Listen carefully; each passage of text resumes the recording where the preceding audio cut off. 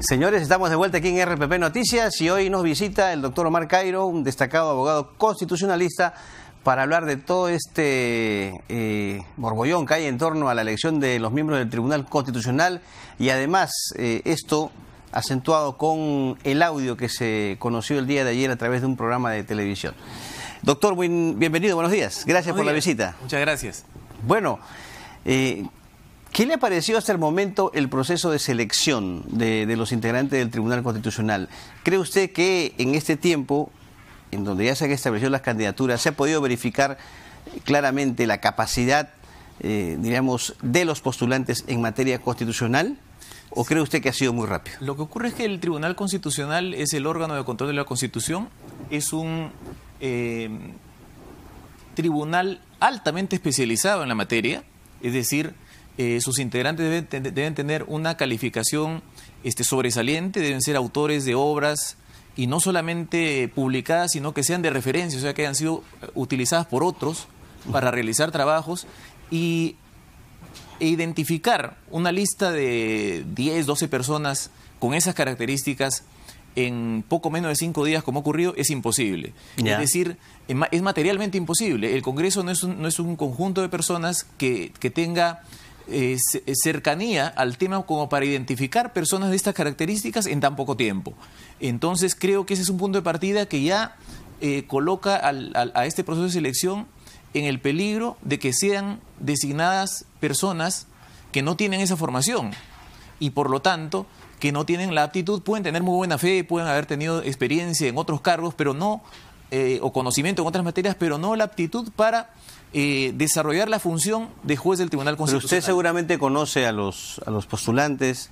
Sí, no sé si a todos, pero al menos... No, y yo creo que no se trata de personas, No, pero me refiero a sus capacidades. Exactamente, no se trata de una o más personas, sino se trata del hecho de que es imposible que en poco menos de 5 días se consiga una lista de 12 personas que todas tengan estas actitudes, porque así tendría que ser, porque cualquiera de las 12, u 11 creo, según están comentando, que una persona puede ser que se retire, en un proceso de selección las 11 personas tendrían que tener estas capacidades, porque cualquiera debe estar en aptitud de ser seleccionada por los votos de los congresistas. Y eso lamentablemente no ha ocurrido. Y eso no tiene que ver con los seleccionados, tiene que ver con la responsabilidad que el Congreso ha debido tener para tomarse el tiempo necesario para hacer esta pesquisa. Entonces, ¿qué objetivo hay al designar a los candidatos tan rápidamente? Es probable que... ¿Tener un TC a la medida? Es probable que haya la intención de ya premeditada de designar a alguno de los 12, teniendo los votos ya para hacerlo sin considerar algún criterio adicional más allá de la voluntad política. Y eso, y seleccionar un tribunal constitucional, conformar un tribunal constitucional con esa intención, con esos referentes, no, en realidad pone en peligro el adecuado funcionamiento de la justicia constitucional del Perú, que sirve para proteger derechos. Mire usted lo importante que es el Tribunal Constitucional. Sí. Puede decir que una ley aprobada por el Congreso ya no está más en el ordenamiento. Exacto. Ahora, de seguro usted ha escuchado el audio que se ha difundido ayer en el programa Cuarto Poder. ¿Qué revela para usted este audio? Sí, lo que yo le decía hace un instante es un punto de partida. Ahora, si hay otras cuestiones como las que aparecen en el audio y si llegan a verificarse, porque hay uno de quienes interviene que dice que hay que hacer una pericia porque se ha editado, bueno, más allá de eso, si hubieran arreglos de ese tipo sería la cosa gravísima. Es decir, sobre la base, el punto de partida es que hay un apresuramiento, y si la causa de ese apresuramiento es un reparto, ya la solvencia, no le diría moral, sino la solvencia académica, la solvencia jurídica del tribunal va a estar en cuestión. Y probablemente sea un tribunal que haya sido elegido de forma reglamentaria, impecablemente, pero deslegitimado. Entendida la legitimación como el reconocimiento que genera en la población el prestigio de un órgano tan importante como el Tribunal Constitucional. En concreto, para usted ese audio revela un apuro. de verificarse, revela que en un momento, porque fue el año pasado, hubo una intención de asignar los puestos a cada bancada, algo así. Sí. Pero si eso se ha reproducido ahora, es la confirmación de que hay un apuro, de que este apuro no se debió simplemente a un descuido, sino a una intención política. Claro.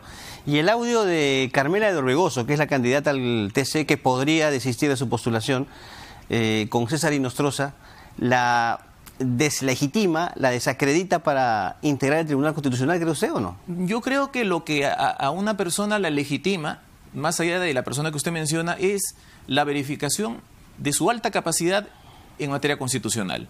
Si eso está verificado, ya se puede ver después si tiene algún reproche de tipo moral. Pero los dos factores son importantes, doctor, sí, hay que considerarlo de todas maneras. Por eso le pregunto si esta conversación con un ex juez tan cuestionado como Inostroza le resta, digamos, mérito para ejercer el cargo, si es motivo suficiente para que ella desista de su postulación. Y ya le digo, lo que determina el mérito es la formación en materia constitucional, el examen de la solvencia moral, porque puede haber una persona muy capaz, pero con reproches morales o reproches de otro tipo.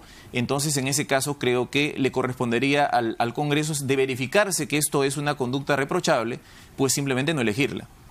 Claro, pero en la conversación, ¿ve usted algo, no sé, fuera de lugar? Yo creo que eso esté reñido con la ética, con la ley. Yo creo que eso es subjetivo, y creo que en todo caso cualquier persona que postule al Tribunal Constitucional debe tener los dos elementos.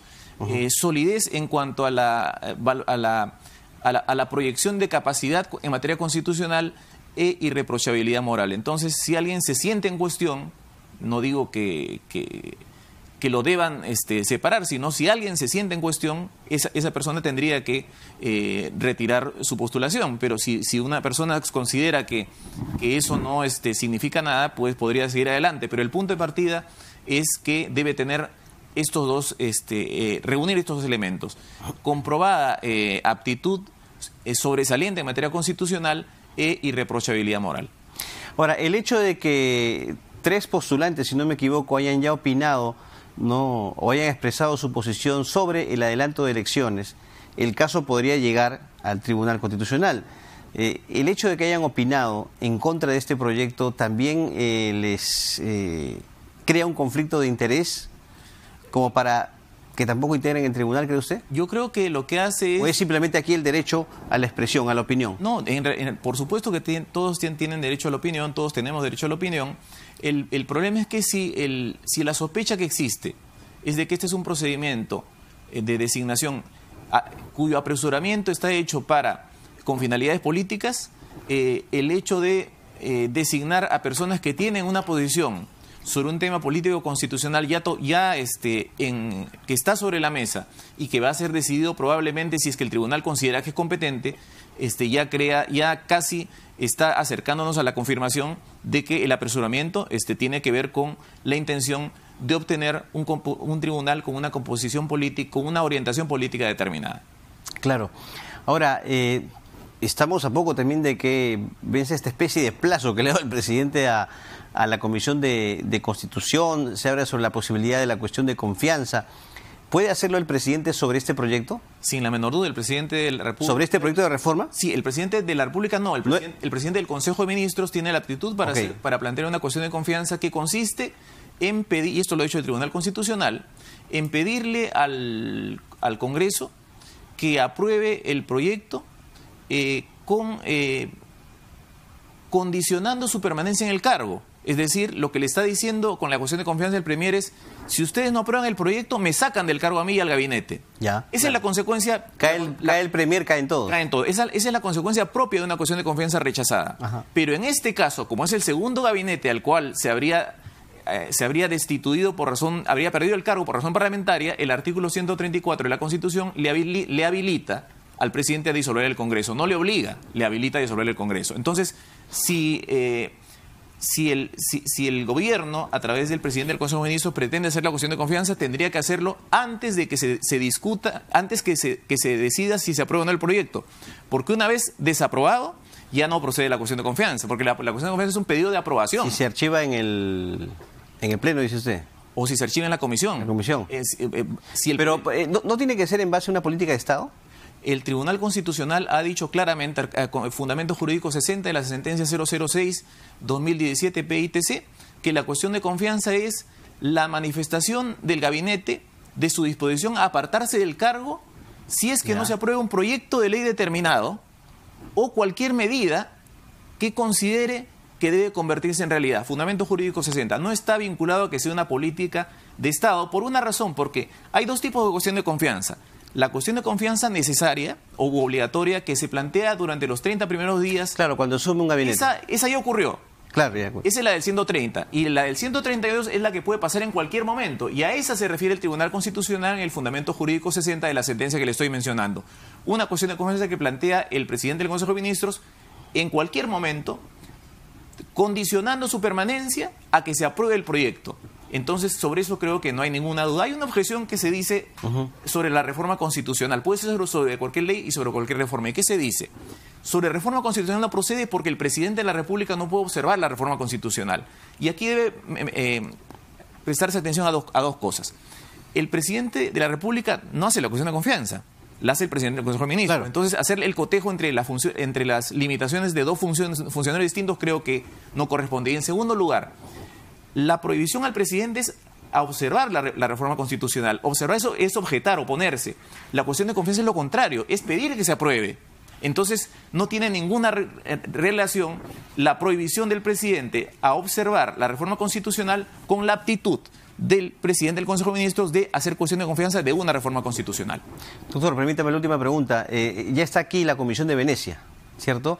Va a reunirse hoy con la Comisión de Constitución. Es cierto que la Comisión de Venecia no plantea cuestiones de carácter vinculante. ¿Usted cree que es necesaria la presencia de la Comisión de Venecia acá o es una forma de dilatar el debate o el proyecto de adelanto de elecciones? No, yo creo lo siguiente, creo que la Comisión de Venecia tiene una competencia, tiene una atribución, la ha dicho su presidente, no se pronuncia sobre la constitucionalidad del proyecto, claro. Pero aquí el problema es lo que puede hacer la Comisión de Venecia y lo que se espera de la Comisión de Venecia. Ayer escuché a la presidenta de la Comisión del Congreso que dice que las recomendaciones que puede hacer son cuándo se hace una reforma, cuándo es viable, cuándo no es viable, cuándo vulnera la democracia y cuándo debe llevar o no a referéndum. Es decir, todos elementos relativos a la constitucionalidad. Y entonces se espera de la Comisión, a pesar de que la Comisión de Venecia ha dicho que no se va a pronunciar sobre la constitucionalidad. Ni sobre escenarios supuestos. Exactamente. Las respuestas que se esperan están vinculadas, conducen a la determinación de si es constitucional o no el proyecto. Entonces me parece que lo que va a haber cuando ocurra, porque la Comisión no tiene que esperar, de repente en marzo del próximo año, cuando reciban el informe, van a recibir un informe muy ilustrativo en materia de derecho comparado, de procesos políticos, pero con ninguna indicación sobre estas preguntas, porque estas preguntas conducen a respuestas sobre la constitucionalidad del proyecto. Y eso la Comisión de Venecia ha dicho ya que no puede responder. Entonces, creo que no tiene una utilidad más que académica. Y en este momento lo que estamos viendo es un proceso político que requiere de decisiones. Y no de elementos ilustrativos que, como lo ha dicho la Comisión de Venecia, son ajenos a lo que se está discutiendo. Muy bien. Bueno, doctor, le agradezco por su visita. Muy amable. Muchas gracias. Ha sido el doctor Omar Cairo. Hacemos una pausa, amigos televidentes, y continuamos con RPP Televisión.